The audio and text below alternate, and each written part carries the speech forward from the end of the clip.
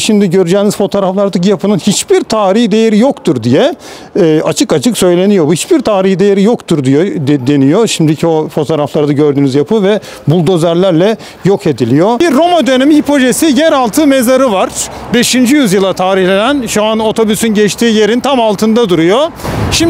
Şimdi sizlere İstanbul sokaklarında yürüyüp kaybolmuş, yitip gitmiş, kimisi buldozerlerle yok edilmiş, bazılarının küçük bir bölümü kalmış tarihi miraslarımızı anlatacağız bu videolarımızda. Aksaray'dayız. Roma döneminin Forum Bovis'indeyiz. Hemen şimdi arkamızda Muratpaşa Camisi var.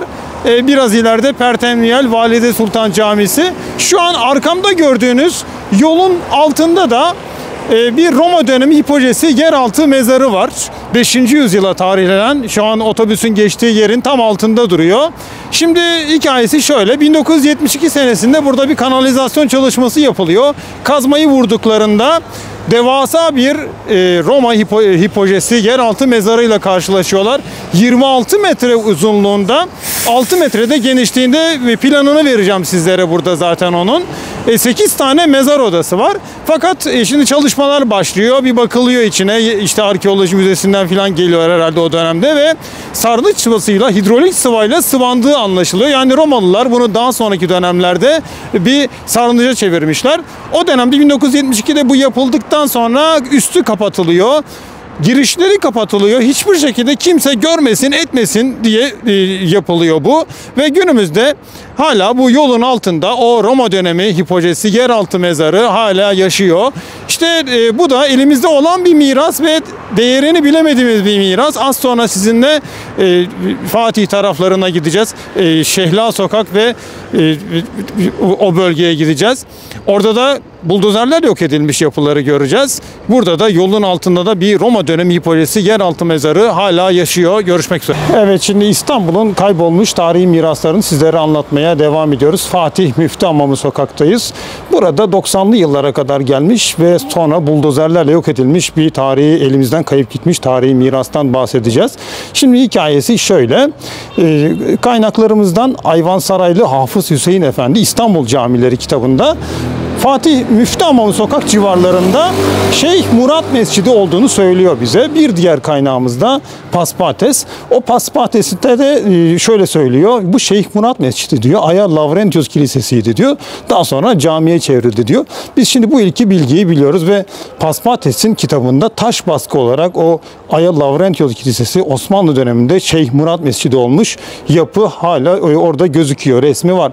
Tabii 90'lı yıllara gelindiğinde, 2000'li yıllarda başı, 90'lı yılların sonuna gelindiğinde artık diyorlar ki Şeyh Murat Mescidi tamamen kayboldu. Hiçbir izi yok deniliyor. Fakat şanslıyız. Değerli hocalarımızdan Doçent Doktor Feridun Özgümüş ve ekibi burada yüzey araştırması yapıyorlar ve yüzey araştırması yaparken bir evin altındaki duvar örgüleri dikkatlerini çekiyor. Daha dikkatli incelediklerinde o duvar örgüsünün Paspates'in kitabında, o resimleri vereceğim size ben şimdi.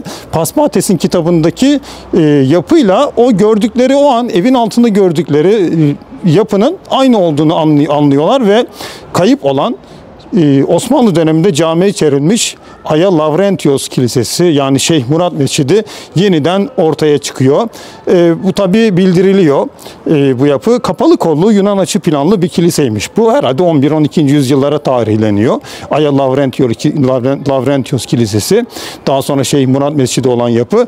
Bu tabi bildiriliyor yetkili birimlere, fakat maalesef 90'lı yılların sonu, 2000'li yılların başında o yetkililer şimdi göreceğiniz fotoğraflardaki yapının hiçbir tarihi değeri yoktur diye açık açık söyleniyor. Bu hiçbir tarihi değeri yoktur diyor deniyor. Şimdiki o fotoğraflarda gördüğünüz yapı ve buldozerlerle yok ediliyor. Tabii bunun arkasından elimizden kaybolup gitmiş oluyor. Tabii yandaki evin altında bazı yapıların hala yaşadığı düşünülüyor. O Şeyh Murat Mescidi'nin, Aya Lavrentios Kilisesi'nin. Görüşmek üzere. Evet, şimdi sizlere İstanbul'un kaybolmuş tarihi miraslarını anlatmaya devam ediyoruz. Fatih'te Şehla Sokak'tayız. Kaynaklarımız burada. Kaynaklarımız Mortman, Raymond Janin, Schneider gibi kaynaklarımız bu bölgede Aya İçayas Kilisesi'nin olduğundan bahsediyorlar. Daha sonra Katip Hüsrev Halil Bey tarafından bu kilise camiye çevrilmiş Osmanlı döneminde. Tabii kayıp deniyor. Artık diyorlar ki hiçbir izi kalmadığı düşünülüyor. 90'lı yıllara gelindiğinde insanlar böyle düşünüyorlar. Fakat şanslıyız. Değerli hocalarımızdan doçent doktor Feridun Özgümüş ve ekibi burada yüzey araştırması yaparken bu duvarlarla karşılaşıyorlar. Bu arsada bu duvarlarla karşılaşıyorlar. Paspates isimli bir kaynağımız var. Bu kaynakta da bu Osmanlı döneminde camiye çevrilmiş. O zamanki adı da Kandili Güzel Mescidi olmuş. Aya İçayas Kilisesi'nin bu Kandili Güzel Mescidi'nin taş baskı resimleri var Paspates'in kitabında. Bir bakıyorlar ki bu duvar örgüleri Paspates'in kitabındaki taş baskıda orada resmi görülen duvar örgüleriyle aynı. Bu durumda anlıyorlar ki bunun Kandili Güzel Mescidi olduğu anlaşılıyor. Bunun yanında bir de vakıf kaydını da buluyorlar aynı zamanda. Yani Kandili Güzel Mescidi'nin vakıf kaydı da bulunduğunda yani bu Kandili Güzel Mescidi gerçekten burada olduğu ispatlanıyor ve onun da Aya İçayas Kilisesi olduğu da bilindiği için Aya İçayas Kilisesi yeniden bulunmuş oluyor. Günümüzde işte yine hala bir arsanın içerisinde, onlar 90'lı yılların sonunda 2000'li yılların başında yapıyorlar bu yüzey araştırmalarını. Günümüzde hala bir arsanın içerisinde restore edileceği güzel günleri bekliyor.